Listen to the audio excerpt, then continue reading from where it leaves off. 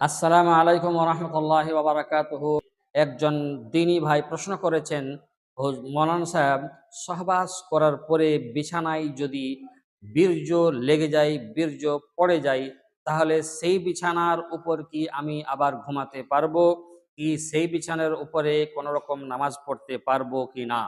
এই প্রশ্ন অনুসারে আমরা হাদিসের আলোকে, কোরআনের আলোকে ইনশাআল্লাহ উত্তর দেওয়া যাবে। যদি আপনার বিছানা মধ্যে বীর্য পড়ে যায় আর সেই বীর্য যদি শুকিয়ে যায়, ঘষে ঘষে তুলে দেওয়ার অবকাশ থাকে, তাহলে সেটি এমনিতেই পবিত্র হয়ে যায়। আর যদি মোটা বিছানা হয়, বীর্যটা দেখতে হবে আপনার মোটা তোশকের মধ্যে এপার ওপার হয়েছে কি না।